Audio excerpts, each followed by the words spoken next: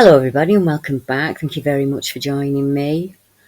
My name's Deborah Hatswell, and you're listening to BBR Investigations. Tonight, I'm sharing a case with you that I've been interested in for at least the last 20 years.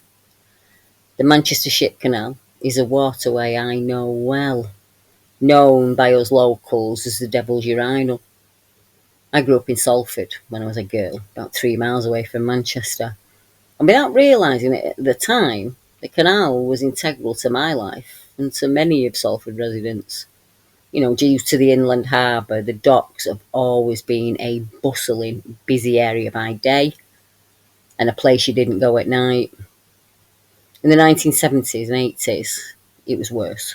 There was very little lighting down there, no safety fencing, and it's not much better now. As kids, we knew not to play along the canal banks or close to the docks as it was really dangerous. Now it's a very expensive area, far too expensive for us locals, whose families have lived, laughed and loved here for generations. My grandfather worked at the docks, and he's one of the men whose lives evolved around the port. They each have a personal connection, and no doubt a story to tell. Sadly, they are long gone, and we don't have that information any longer. I feel that each and every person deserves to have their truth told, no matter your station in life, where you were born, or who you were born to. And no person should be left to become invisible. Yet in today's modern society, it's easy to go missing, to vanish into thin air, without a large hue and cry. And it's been this way for as long as I can remember. In the city I was born in, there are hundreds of missing men. So many young men, forgotten by society, yet mourned at home. Over several decades, hundreds of these men have been pulled from the Manchester Ship Canal and the other waterways that run into that. Many of these cases don't even make the evening news. Yet no man's born invisible. They are all somebody's son, somebody's brother, cousin, friend, father or nephew. They had ambitions, wants and dreams, all of which were denied them, possibly by unseen hands. Never walk in the tunnel of doom was something that was told to us when we were kids. Is there a serial killer loose in Manchester? The headline screamed. And if so, how many has he been allowed to kill consistently for years and remain hidden? Shockingly, when checking figures of missing people and deaths, only the men found deceased on the canal are counted. And they're only counted if they're found along a small stretch of that canal within the inner city. And on the 11th of January 2015, British tabloid The Daily Star made the connection between the deaths, the missing, and a possible serial killer. After using the Freedom of Information Act to check the number of deaths along the Manchester Ship Canal system, the Star reported that 61 bodies had been pulled from the water up to 2015. And today I'm going to update you on some of those cases and share some new ones with you. There was a Channel 4 documentary titled The Pusher, Manchester's Serial Killer, that followed in 2016. The film claimed that the number of deaths was actually much higher. Around about 85 bodies had been pulled from the canal in those years. 72 of them were male. The figure 90 only covers people recovered from the canal. When we look at the missing figures, they run into hundreds, and that is only from 2008 to 2015. Lots of people know about the Pusher. It's a household name in Manchester, in the same way that the smiley face killer is known in America. Unfortunately for us, the Pusher hasn't left a signature at his scenes. The men that are taken are normally working class. They're often out in town, enjoying a meet up with the mates, or spending their hard-earned wages from the previous few weeks. The men, some of which are boys, are often separated from their friends for one reason or another. Many of them have mobile phones and wallets intact when they're found, which speaks of no robbery. They could have also got a cab home. They had money on them. So how do they vanish and appear in or next to Manchester's notorious waterway? One local resident calls the canal the devil's urinal, as lots of us do, to be honest, due to the number of crimes committed along its stretch and the many hundreds of people it has killed in the history of its existence. Made by river systems, the canal is an integral part of Manchester and Salford's history. My great-great-grandparents on my mother's side and on my father's side left Ireland to build the canal in the 1800s. Tinkers and navvies, they were called. Hard-working men who were paid pennies to work in the deadly conditions. The canals made it easier for goods to be transported between Manchester and the docks at Liverpool. It made Manchester an inland port and changed the fortunes for many. For some good, for some bad. 130 men were killed during its construction, and many perished later due to the harsh working conditions.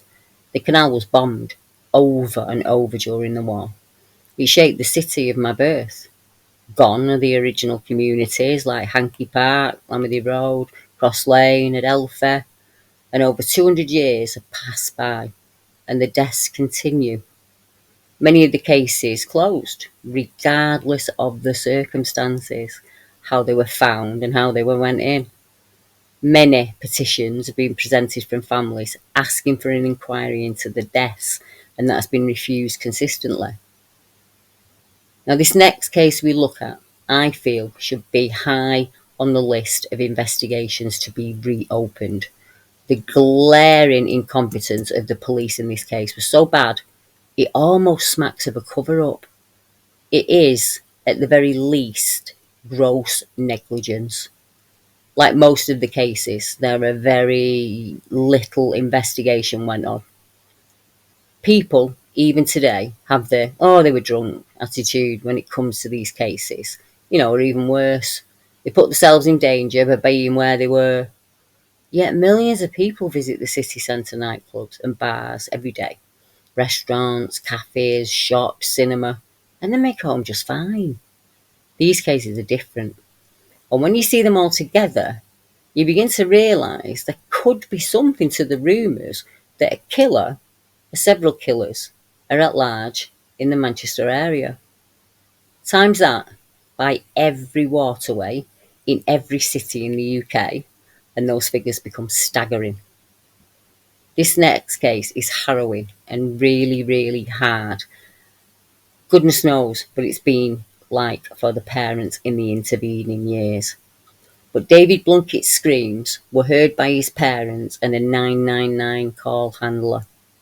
Yet they were not taped because the recorder was not working that night, claimed the GMP police.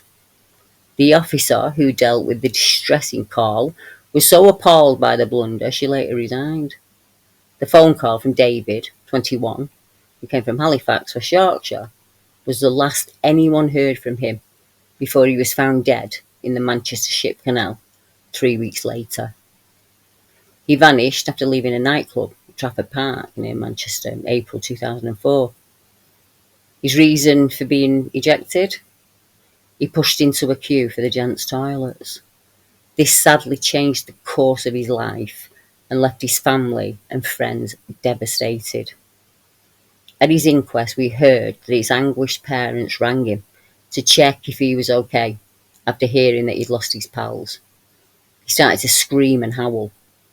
They dialed 999 on another phone and held the two handsets together so the police operator could listen to his distress. It was the last time they spoke to their son. The pair called their son's phone the night he died, only to hear those terrified screams. His mother Anne said, the screaming and howling was so unearthly that you felt it had to be something.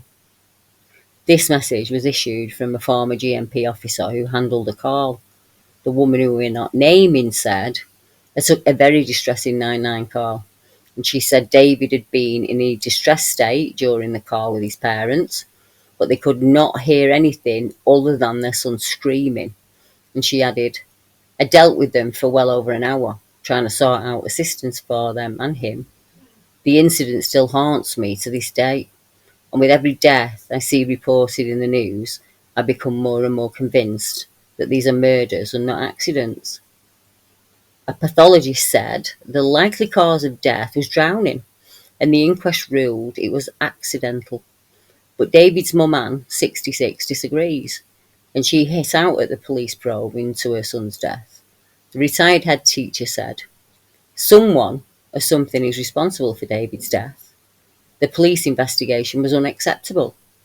It was just the case of a young man who'd had too much to drink that fell into the canal. End of story.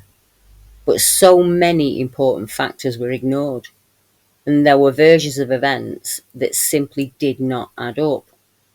Now, David Plunkett had been at a concert at the Daytona racetrack, also in Trafford Park. You might know it because of the Trafford Centre. He went missing in April of 2004, and recalling the last time she spoke to her son, Anne said, I could barely make out what he was saying. He started screaming and howling. It was extremely distressing. I thought he was being attacked. We rang the police and put them on the phone. But then it went dead. It later turned out that the call wasn't recorded because the tape recorder that the police had wasn't working. It really does beg a belief, said Anne.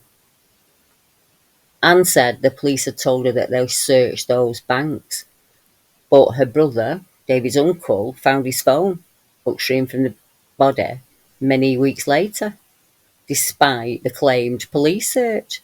She added, the whole case leaves more questions than answers. He could have been attacked. He could have had his drink spiked. He could have been followed. Anything could have happened. In the early hours of the morning, she said the phone went and it was David's friend, Michael. He said he'd lost David and was trying to get in touch with him.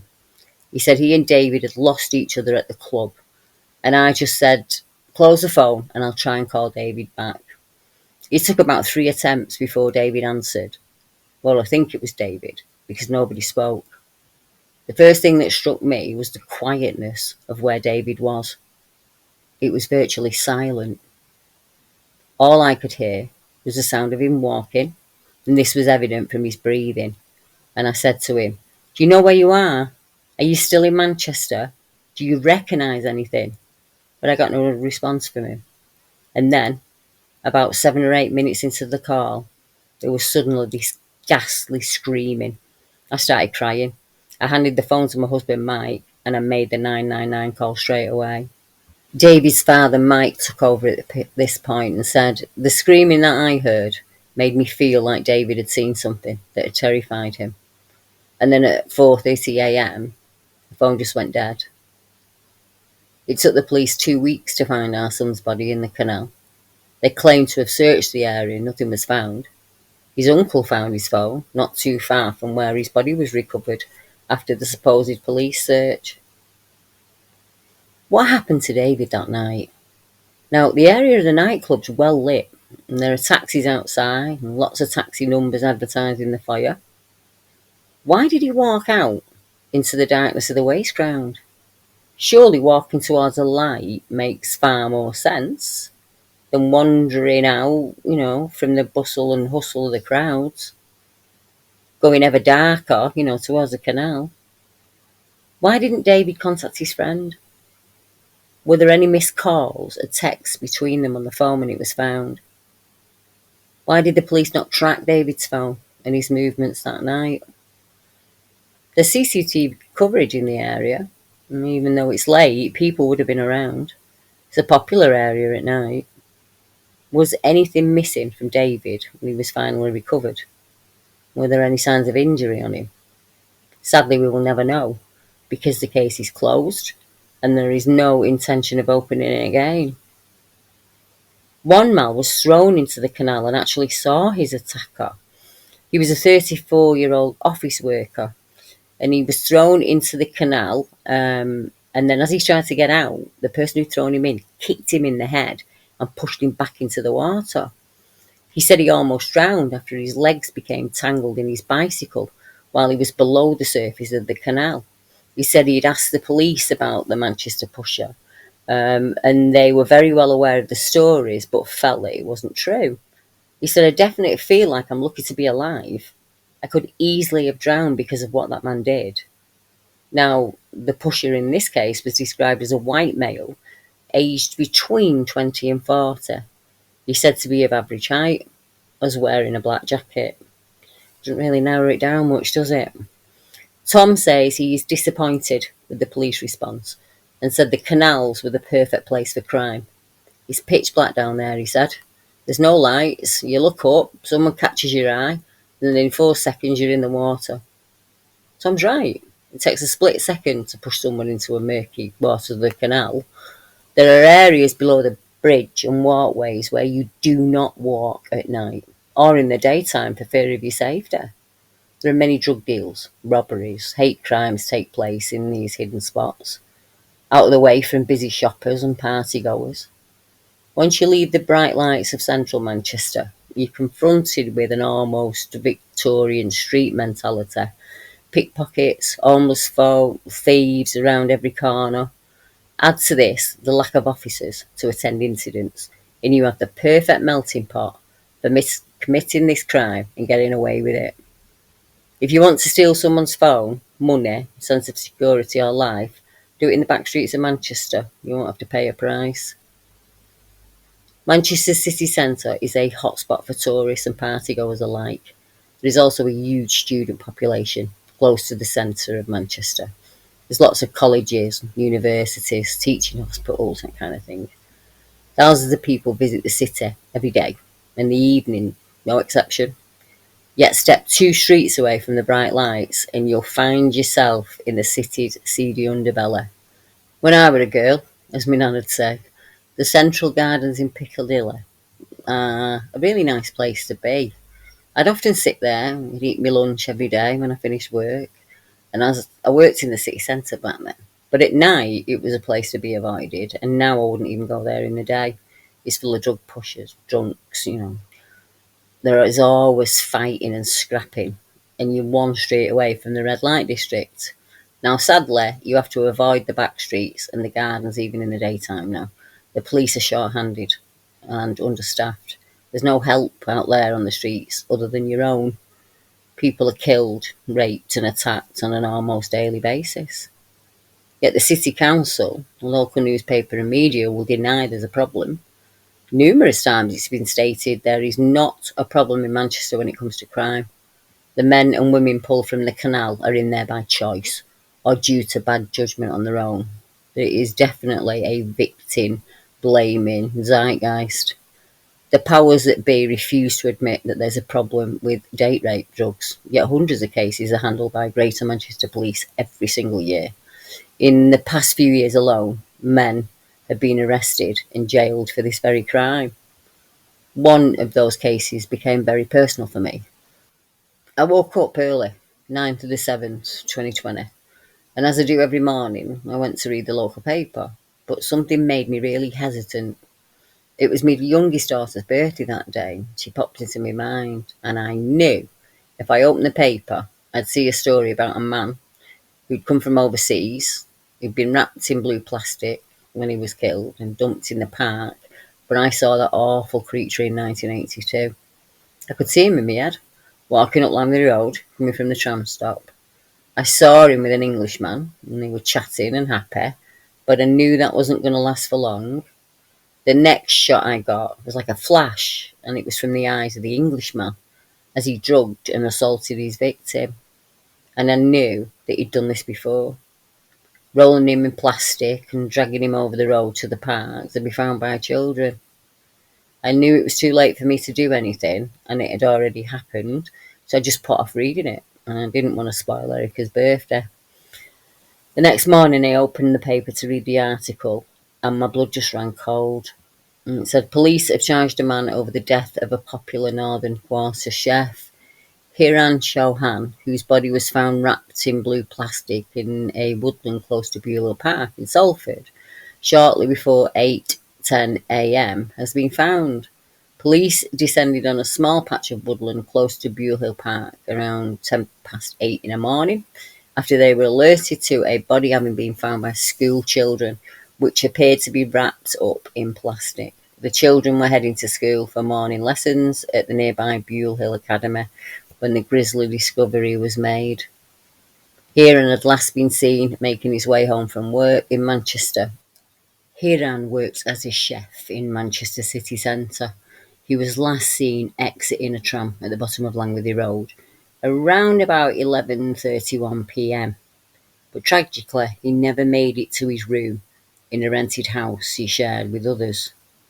Neil Cookson of Ecclesall Road in Salford had been charged with administering a noxious substance, supplying Class A and Class C, perverting the court of justice and preventing a lawful burial.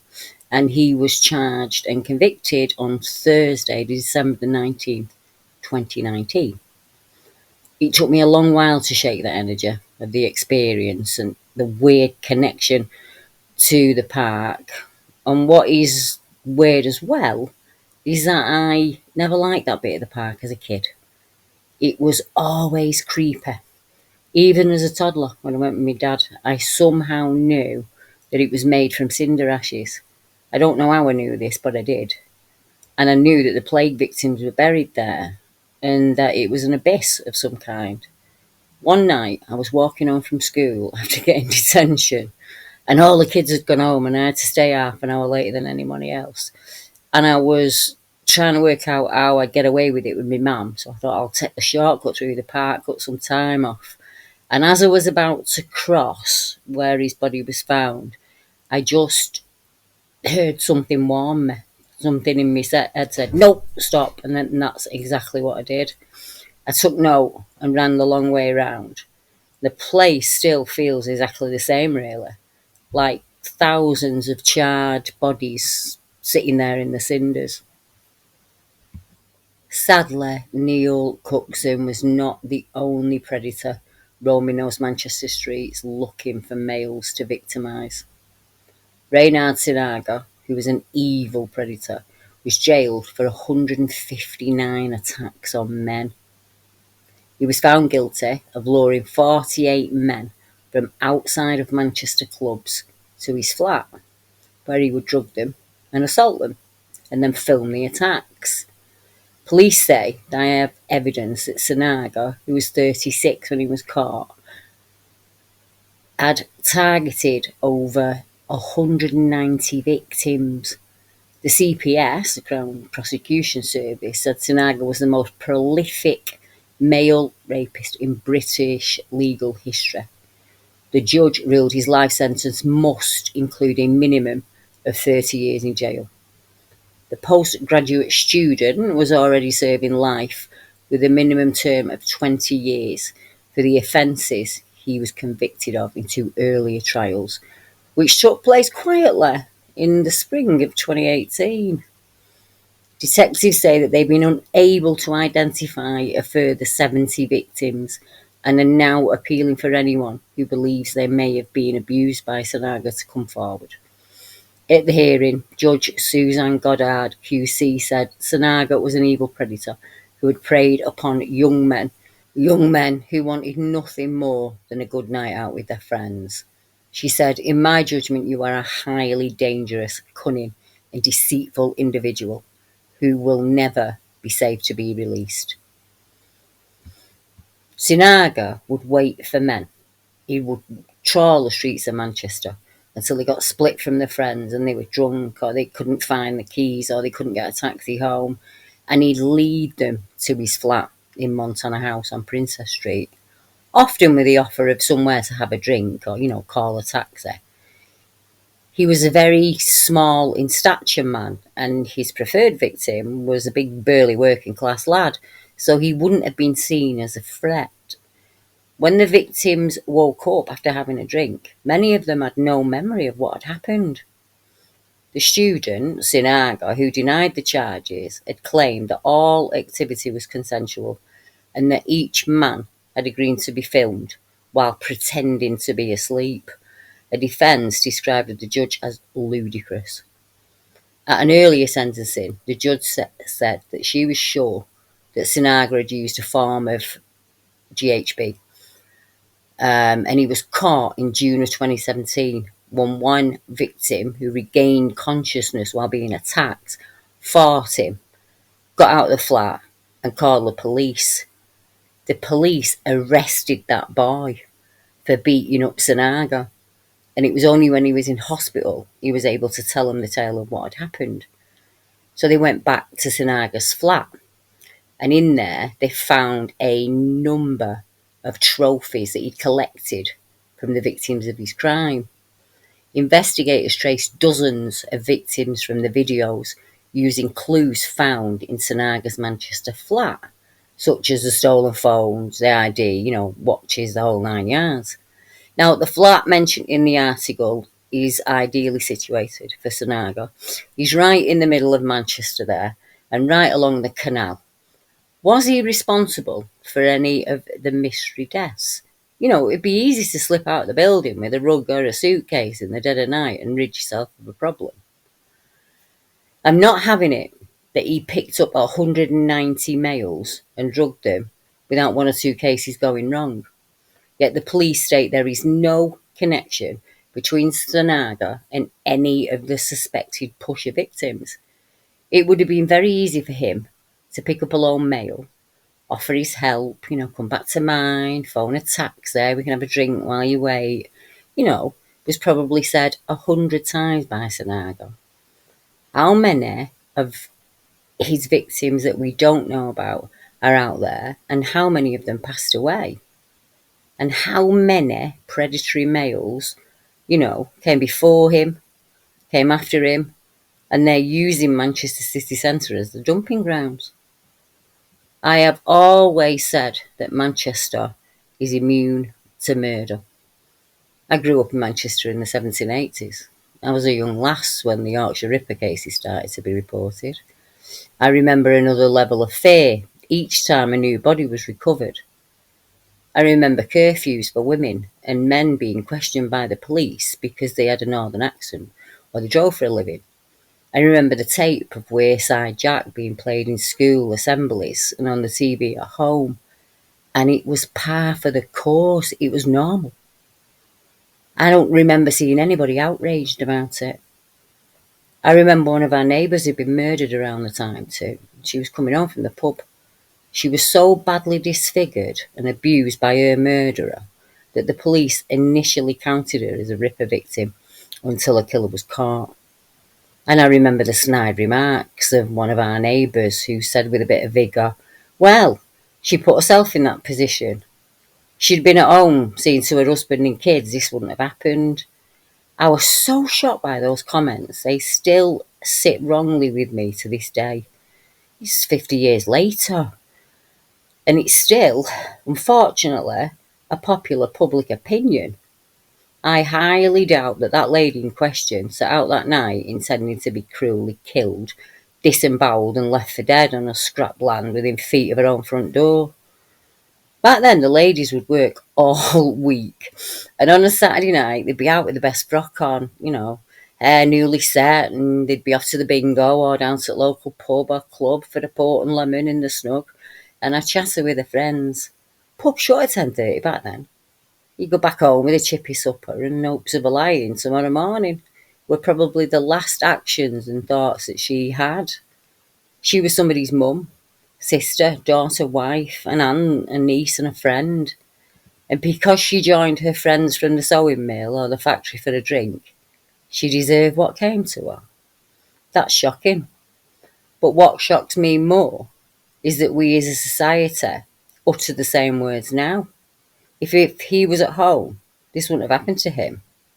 Why put himself in that position has been said about every one of the missing males found in the canal. And they are all someone's son. Father, brother, uncle, nephew, you can name the list.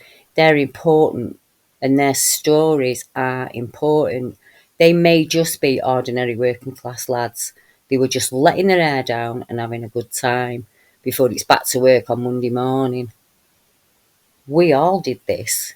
and still do, in towns and cities across the UK. Getting spruced up and meeting your mates after work, all week was the norm. I remember hundreds of times I'd rush back home on payday to get ready to go out when I was young, free and single. I've attended 18s, 21st, end-dos, birthdays, weddings, anniversary in the pubs and clubs of Manchester and Salford. And I made it home safe and sound each time. But I came from a well-known family. I'm one of the lucky ones. Hundreds never made it home safe. They never wed. They didn't have children. They didn't forge lives for themselves. And the numbers never lessen. In fact, they seem to be on the increase. Reporters are really good at giving killers nicknames. The Stockwell Strangler, the Yorkshire Ripper, Peckish Pete the Cannibal, and of course the moniker the Manchester Pusher. I think the first case where the name the Pusher was used was the case of Souvik Pal, and the headline then screamed Manchester student death, a mystery. Unfortunately, Souvik Pal 19 drowned after visiting the Warehouse Project nightclub in Trafford on the 31st of December. An inquest heard Mr. Pal had taken some substances on that night. His body was discovered 3 weeks later. Trafford coroner Joanne Kersley recorded it as an open verdict. Mr. Pal was described as a very popular young man. His friend Charlotte Wilson said that she was worried about him going to the nightclub with her and other friends, as he'd never been clubbing before. He came to the UK from India not long before, and after he became separated from his friends, he was thrown out for charging at a member of security staff in an attempt to get past the one-way system. The last confirmed sighting of him was on the club's CCTV camera at 11 o'clock at night on the 31st of December, so New Year's Eve, and he was reportedly missing by a flatmate the following morning. The police have surmised that he took those substances himself, but he could have been spiked. It could have been a very similar situation to David Plunkett. They're in the very same area. A short time later, another camera recorded footage of two people going down an embankment to the canal, and one believed by the police to be Souvik. He appeared to climb over a fence to gain access to the water. But what possible reason could he have for that? And that fence is going to come up again. Why would a healthy young man, even in panic, head away from the lights and people and safety, out onto the waste ground, and then climb and scale an 8-foot fence? No witnesses have been found to confirm it was Souvik trying to climb the fence, and there's no progress in finding the identity of the second man that the hearing was told about. And what's even stranger, considering they searched, it was 3 weeks when his body was found, and it was just 50 feet away from the club that he'd left, in the canal. A post-mortem examination showed he had no injuries, and the cause of his death was classed as unknown drowning. And the inquest heard it is still a mystery on how and where he went into the water. Officers investigating the case believe the images show Souvik walking away from the club with a mystery man. They are seen crossing the bridge over the canal before one tries to climb up a railing. The CCTV shows only one of the two men returning back towards a warehouse. Souvik's father said, "I appeal for this man to come forward, or for anyone to come forward that has information." That case is now closed. Souvik was separated from his friends when he went into that water, and you'll hear that repeated in most of these cases. And our next case is of no exception. Chris Brahney, 22, was found in the Manchester Canal 10 days after going missing, and his parents have been told they will never know how he died. He'd become separated from his friends following a Stone Roses concert at Heaton Park, sparking a massive manhunt across the region. At an inquest into Chris' death, Deputy Coroner Joanne Kersley admitted she simply couldn't say how he had ended up in the water several miles away on the other side of Manchester. Addressing the youngster's mum, Jane, and his dad, Stuart, she said, "I am sorry. I can't answer the one question you want me to answer."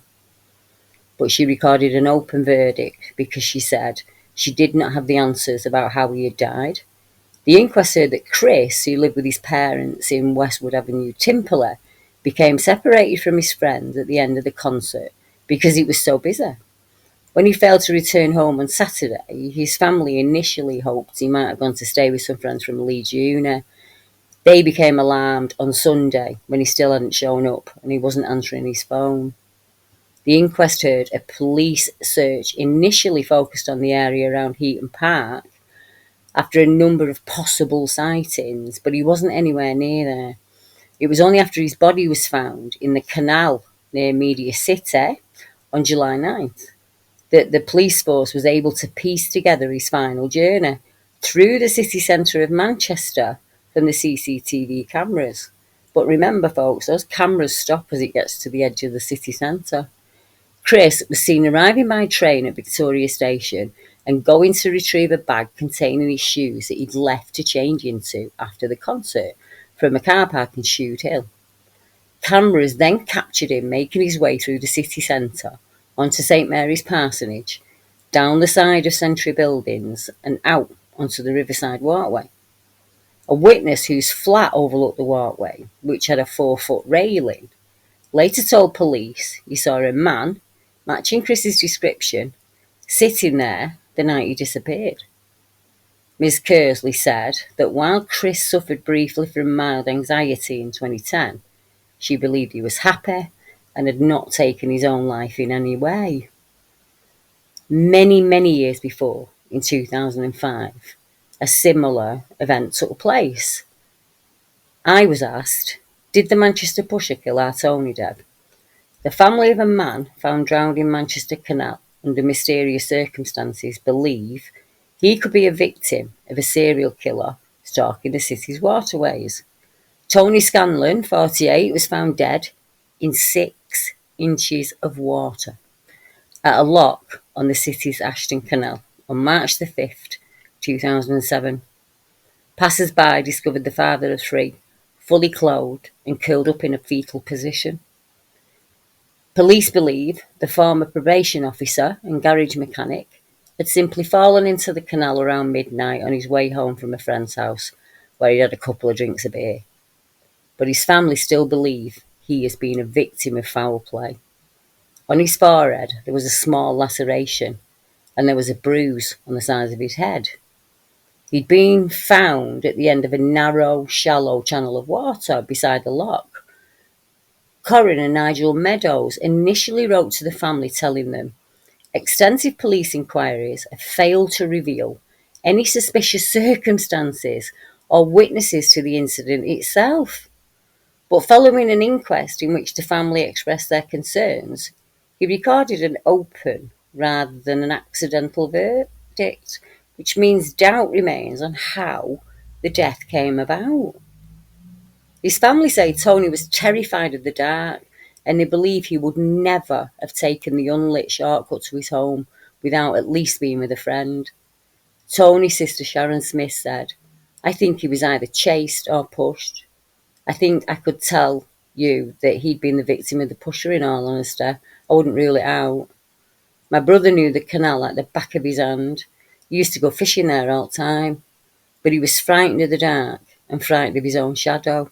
There's no way he would have taken that shortcut at the time of night on his own.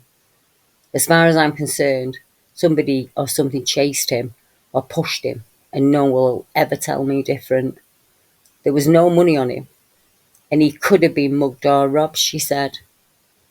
Tony's son Dave, 35, a former soldier who served in Iraq, questioned why there were no scrape marks found on his father's body. As it appeared that he'd been pushed into the water. The body was about 10 metres away from the obvious crossing point to where he was discovered. I think there must have been some argument or an altercation, he said. And why was he in the fetal position if he wasn't trying to protect himself from something? The family says they want the police to reinvestigate the case.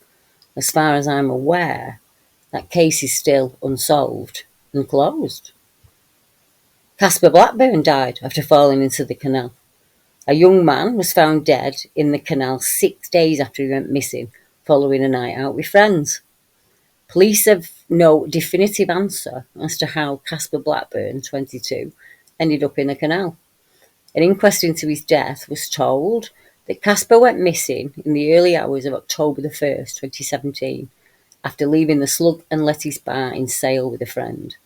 Casper, who worked at Carpetwright in Macclesfield, was last sighted on CCTV leaving the venue at 2:03am. His father, Robert Blackburn, said the family contacted the police the following Monday after he failed to arrive home after the weekend or to collect his car from a friend's house. Mr. Blackburn said it would be unusual for him to walk home. His body was found in a stretch of the canal near the Snuggled Netties on October the 7th. The inquest heard the body was spotted by a dog walker, then recovered by police frogmen. Pathologist Dr. Michael Stott gave a cause of death as drowning. Detective Inspector Carl Gilbert said Casper's wallet, keys and mobile phone were all found on his person. We are not able to give a definitive answer as to how Casper came to be in that water, and we are not able to identify any third-party involvement. There is nothing in any of these deaths that makes sense to me. All of the men seem to be out enjoying themselves or on the way home after enjoying themselves. It's not really a time that you tend to harm yourself. They weren't short of money. They weren't being blackmailed. They didn't have any atrocious, stuff going on in their life. They were perfectly happy. They worked all week. They went out that night and they never came home again. And sadly, that death toll continues. There's a chap called Adam Pickup, and he was 17 when it happened to him. He was from Stockport, and he was last seen on the 29th of December, so around this time, in 2013. He was out with his friends, and his dad said the family are devastated as they continue to search for him in the city centre. His father, Chris, stated, "This is not like him at all, which is why we are so worried. It's completely out of character for him." He'd been out with 3 friends on Friday night and they'd had a few beers. They ended up at the Fab Cafe on Portland Street, and at some point they'd been separated, and we know that he'd walked off. We know he was seen talking to a male and a female in their early 20s, but at the moment we don't know who they are. Yesterday morning he hadn't come home, and that wasn't particularly unusual, but he would always text us by the next morning and let us know where he was. Then we found out all his friends had got home and that they'd been separated. We got the police involved and they'd been looking at CCTV. Detectives said that afternoon that Adam was last seen on CCTV at around 3:30am on December the 28th, walking along Oxford Street towards Whitworth Street, and he appeared to be speaking to a man and a woman who are said to be white, both with dark hair and dark clothing. The man also appears to be wearing glasses and a scarf. Adam is described as white, 6'2", and slim with mousy brown hair, and he was last seen wearing a maroon long-sleeve collared shirt. Update. On the 31st of the 12th, 2013, police found the body of missing teenager Adam Pickup. Officers searching for the teenager found the body near Deansgate train station at 3:30pm. Police earlier revealed CCTV footage of Adam. Adam's a teenager who was found dead 2 days after going missing during a night out with his friends. The police now fear the student may have fallen asleep and succumbed to cold weather, and he was found under a railway arch. Earlier, detectives said they could not rule out foul play in Adam's disappearance, but it was being treated as a missing persons inquiry. Another update on the 21st of Jan 2014. A medical test on Adam's body showed he had suffered a fall from an unspecified height. A post-mortem exam shows his injuries are consistent with a fall. A report on the case has been prepared and will be submitted to the coroner. The area Adam was found is a problem. they said. It is inaccessible to the public and away from any main walkway. Adam's father, who was a serving GMP police officer, questioned how his son could have been found in that place. It's actually the property of Network Rail. And there's an 8-foot fence with a huge gate that seals the archway up. So people are really unsure how he ended up there. Some of the statistics are absolutely startling. In 1 year alone, from August 2010 to August 2011, there were 18 deaths on Manchester waterways, almost a third of the 59 recorded nationwide. One of the locks, Lock 85, was the site of 6 body finds in an 18-month period alone. Near the entrance to the lock, there are 3 bouquets of flowers arranged there, and that's for the latest 3 victims. The lock has been dubbed the Tunnel of Doom.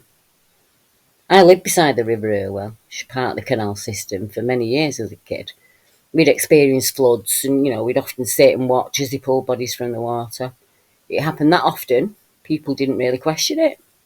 In fact, you'd see just maybe the odd line written in the newspaper or the reporter. That newspaper was closed decades ago, and we're still experiencing the same news blackout today. The Manchester Evening News has run several articles denouncing the pusher theory. When another male is pulled from the canal after separating from his friend, the story is usually just a few lines long. If this is down to statistics, drink, drugs and debauchery, why is it not the same kind of statistics in every city in the UK? There are so many cities with waterways and canal systems running through them where there is the odd death, But there are other areas in the UK where you get these clusters of males. The Daily Star reported on just August of 2022 that the Manchester police were searching for a firefighter who went missing on a night out with friends and colleagues in Manchester, and they've now found a body. Daniel Lee, 41, was last seen leaving Mojo's bar in Bridge Street at about 1:10. His body was recovered on the Thursday of that week on the River Irwell in Odsall, Salford, about 3:45 in the afternoon.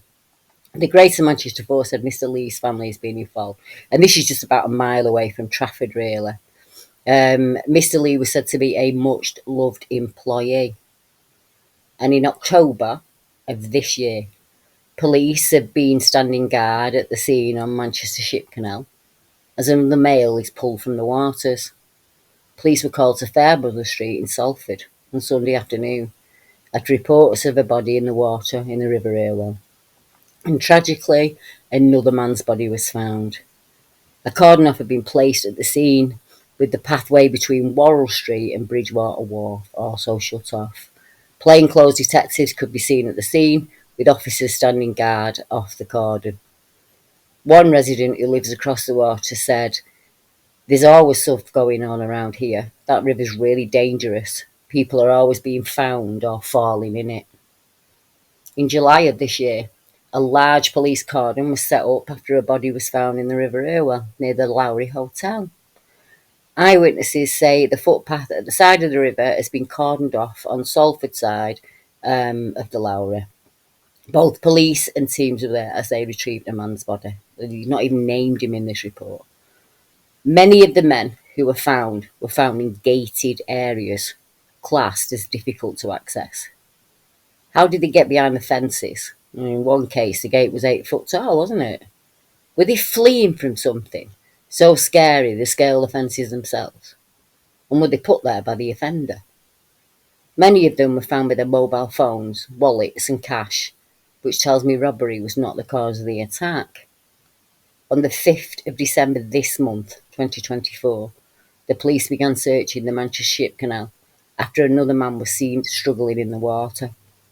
An update was given on the 13th of December, and they were still looking for him at that point. Emergency services first arrived in the area on December the 5th.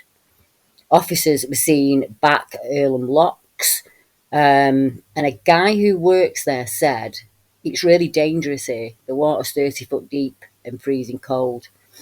And as of today's date, the 26th, there is no update on this case. And so it would seem that the Manchester Ship Canal is taking more men every year. And like I said, if you look at the statistics across England, there are other places like this. I haven't gone into cryptid reports tonight because I wanted to concentrate on the men and their stories.